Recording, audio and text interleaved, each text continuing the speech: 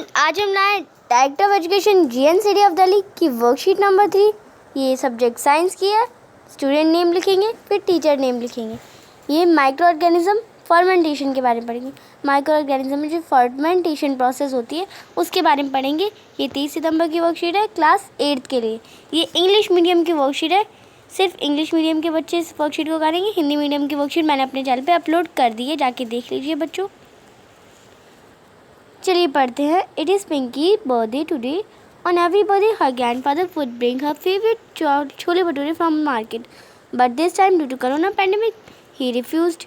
मतलब आज पिंकी का बर्थडे है और हर बर्थडे पे उसके ग्रैंडफादर यानी उसके दादाजी उसका फेवरेट छोले भटूरे मार्केट से लाते हैं, पर इस बार वो नहीं ला पाए, कोरोना पैंडेमिक के दौरान नहीं ला पाए। तो her mother plan to give her a surprise by making chole bhature at home. पर उसकी मम्मी ने उसे एक सरप्राइज़ दिया छोले भटूरे घर पे बना के। For making chole bhature she took some amount of maida flour, she added some amount of sugar, two pinch of yeast powder and kneaded it with lukewarm water into a soft dough and left into the container for 2 hours। तो उन्होंने छोले भटूरे बनाने के लिए थोड़ा मैदा लिया और उसमें थोड़े सा अमाउंट का शुगर डाला और ईस्ट पाउडर डाला 2-3 पिंच सा, और उसे गूँथा और थोड़ा गर्म पानी से उसे गूँथा, अच्छे से बनाया। आपको यहाँ पे दिख रहा है ये आटा बनाया हुआ। तो चलिए आगे पढ़ते हैं। और उसे 2 घंटे कंटेनर में रख दिया। तो आफ्टर फ्यू आवर्स, 2 घंटे बाद, Pinky observe that the dough has rise up.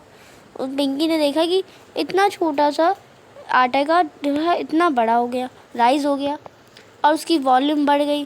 From this Dove her mother and had made tasty and crispy bhature. और फिर उसी डव से उसकी मम्मी ने क्रिस्पी यानी मतलब बहुत अच्छे भटूरे बनाए, crispy types. Pinky was very happy as now she have her favourite dish on her birthday. और पिंकी बहुत खुश हुई कि उसके बर्थडे पे उसकी फेवरेट डिश बन रही है और वो भी घर पे बन रही है। हर the dough has rises up because the east present in Dove. और डव राइस क्यों हुआ आपको पता है? क्योंकि उसके अंदर ईस्ट पाउडर डाला। आप लोगों ने देखा ईस्ट पाउडर डाला था, विच इज़ अ माइक्रो, और एक माइक्रो ऑर्गेनिज्म है। और जब क्या बोलते हैं उसने डव में डाला ईस्ट, तो जो ईस्ट की जो सेल है वो रैपिडली जो हमें उसे फेवरेबल कंडीशन मिली एंड वो ईस्ट ग्रो होने लगा, रिप्रोड्यूस होने लगा अपने आप को। तो 1 से वो 2 हुआ, 2 से 4 हुआ, 2 से 4 ऐसे बढ़ता गया। और जो उसके जो ईस्ट सेल थी वो कार्बन डाइऑक्साइड गैस रिलीज़ करने लगे और कार्बन डाइऑक्साइड जो हमारे आटे में जो हमारे फंस गई और वो जिससे आटा हमारा राइज हो गया। तो मैं आपको इसके प्रोसेस अच्छे से समझा दिए मैंने। आगे पढ़ते हैं। Has started reproducing rapidly and release carbon dioxide gas during respiration. और उसने मतलब जो हमारे जो ईस्ट सेल्स से उसने रिस्पिरेशन के लिए कार्बन डाइऑक्साइड गैस रिप्रोड्यूस करी। This gas get entrapped into the which that dough rises. और मैंने आपको बताया कि वो फंस गई डफ में और वो राइज होने लगा dough. Her mother told her that this is how bread cakes and pastry are made soft most spongy. तो उसकी मम्मी ने बताया ऐसे ही क्या बोलते हैं सारे जो हमारे केक बनते हैं, ब्रेड बनते हैं और पेस्ट्री बनती है वो स्पॉन्जी और सॉफ्ट क्यों होती है? क्योंकि उसमें ईस्ट पाउडर डाला जाता है। The process also use to make alcohol and acetic acid. और ये प्रोसेस अल्कोहल यानी शराब बनाने के लिए भी यूज़ होती है और एसिटिक एसिड बनाने के लिए भी यूज़ होती है। The process of conversion of sugar into alcohol is fermentation. तो यहाँ आपको फर्मेंटेशन प्रोसेस की डिफ़ाइन दे रखी है। आप इस डिफ़ाइन को अच्छे से याद करें, डेफिनेशन को। ये आपके पेपर में ज़रूर आएगी, आप यहाँ से यहाँ तक कर लेंगे। The process was discovered by Louis Pasteur in 1857। और ये प्रोसेस किसके पास कवर करी गई थी? लुईस पैश्चर के द्वारा। और कब? 1857 में, 1857 में। तो यहाँ पे हमें कुछ क्वेश्चन दिए गए, चेक योरसेल्व्स। तो चलिए करते हैं इन क्वेश्चंस को। Define fermentation process, who discover it first. तो यहाँ पे आपको मैंने अभी यही आंसर बताया। The process of conversion of sugar into alcohol is called fermentation. The process are discovered by Louis Pasteur in 1857। तो मैं आपको इसका लाइव सॉल्यूशन भी दिखा देती हूँ जिससे आपको और ईजी रहे आंसर करने में।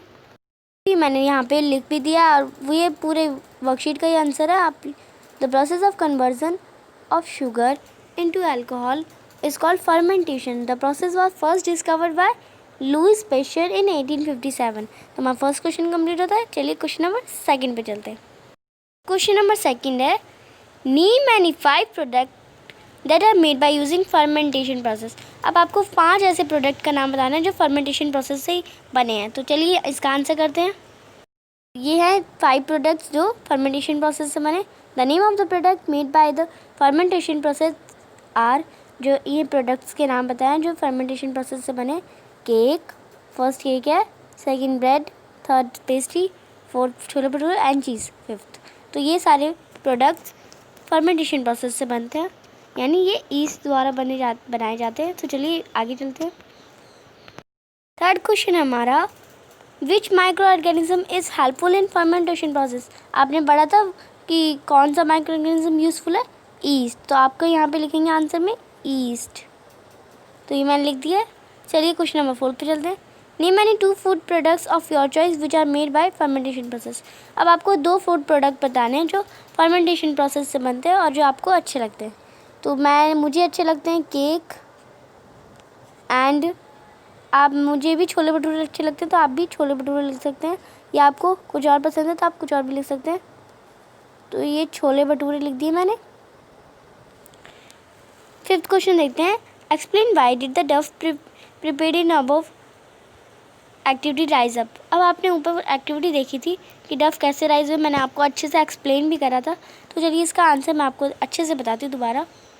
डव राइज क्यों हुआ था, क्योंकि the Dove rise because east present in the Dove which is micro organism. East present था और वो डव में, यानी आटे की जो गूंथना था हमने उसमें, और वो ईस्ट क्या है, एक microorganism has start rapidly reproducing and release carbon dioxide gas during respiration and gas bubble get trapped in the dough and cause to rise up. क्योंकि ईस्ट एक माइक्रो ऑर्गेनिज्म था और वो जब उसे फेवरेबल कंडीशन मिल रही थी तो वो रिप्रोड्यूस हो रहा था, बढ़ रहा था, और जब वो बढ़ रहा था तो उसने कार्बन डाइऑक्साइड गैस रिस्पिरेशन के द्वारा, अब वो भी तो एक माइक्रो ऑर्गेनिज्म, यानी वो भी एक लिविंग थिंग है, तो उसने भी रिस्पिरेशन करा जैसे हम करते हैं। तो जैसे हम रिस्पायर करते हैं ना, ब्रीथ, तो उसने भी करा, तो पर उसमें कार्बन डाइऑक्साइड गैस छोड़ी, और जिससे कार्बन डाइऑक्साइड पूरे जो हमारे डव में उसमें ट्रैप हो गई और हमारा डव राइज हो गया। तो ये मैंने आपको बता दिया दोबारा। तो चलिए आज की वर्कशीट कंप्लीट होती है। अगर आपको ये वर्कशीट अच्छी लगी तो मेरे चैनल को सब्सक्राइब करें, इस वीडियो को लाइक करें। Thanks for watching my video. आज की वर्कशीट बहुत ईजी थी। अगर आपको वर्कशीट समझ नहीं आई बेटा, तो आप 1-2 बार देखेंगे ना इस वीडियो को, तो आपको बहुत अच्छे से समझ आएगी। मैंने एकदम अच्छे से एक्सप्लेन करा है इस वीडियो को। बाय बाय बच्चों।